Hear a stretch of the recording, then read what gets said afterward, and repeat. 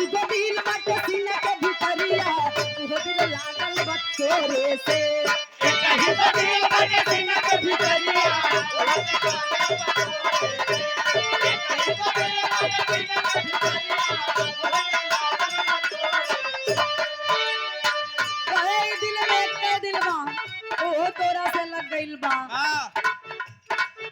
और लड़का उस लड़की के सुंदरता के वर्णन करे गुरु जी। हां रमासर में लड़का रहल।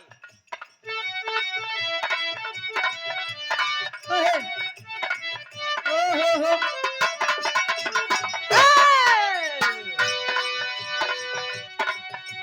मृग नयनी जस नैना मिलल बाटे हाय हाय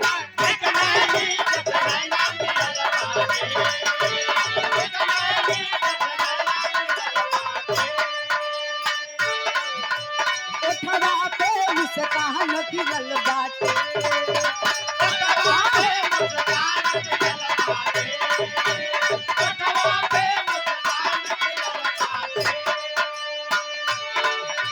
मृग नयनी जस नैना मिलल बाटे ओठवा पे मुस्कान खिलल बाटे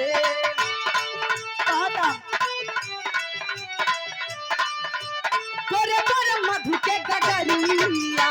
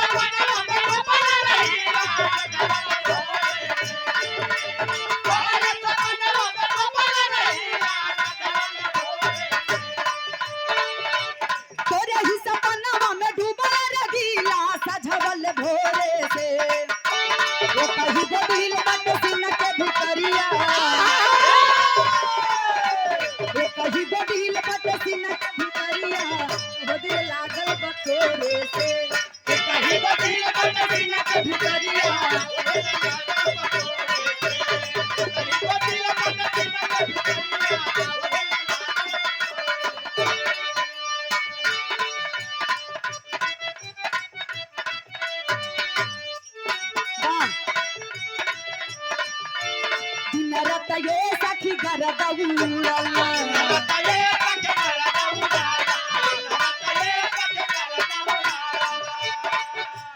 दिन रात ये सखी घर दौड़ना। ये देखे सम्मान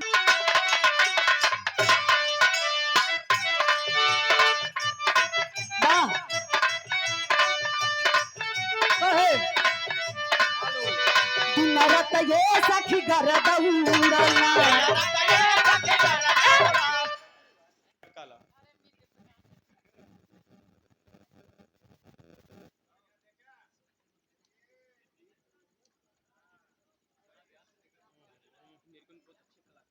बहुत ही अच्छी कलाकार आप हैं। पहली बार मुलाकात भइल बा, भगवान करे बार बार होए। सीमा पाल ये दीदी दी के कर कलमों से ज्यादा पैसा रुपया पैसा के महत्व ना होला।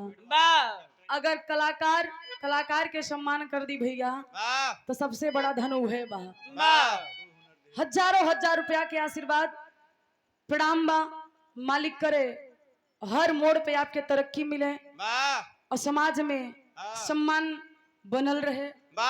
पेटो चिरनी बा पेटो चिरनी। अच्छा डॉक्टर भी हूँ।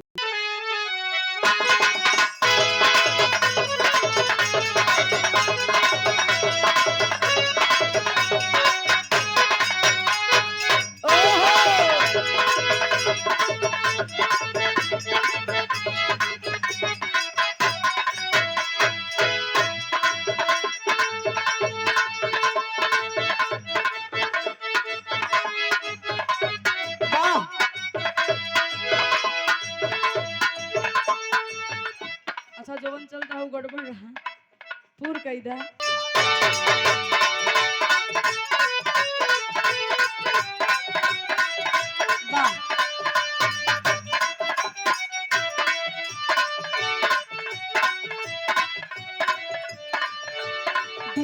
रत ये सखी गरद उड़ला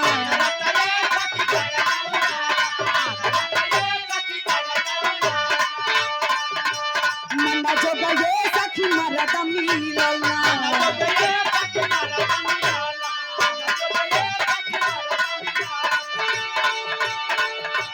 दिन रत ये सखी गरद उड़ला मना जोग ये सखी मरद मिलला कहे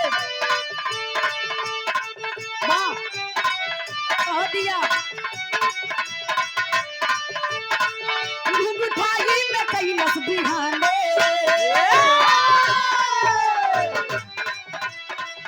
घुंघटाई में कैलस बिहाने पिया हमरा बौला ने रचुमा लेवहु ना जाने चुमा लेवहु ना जाने पिया हमरा बौला ने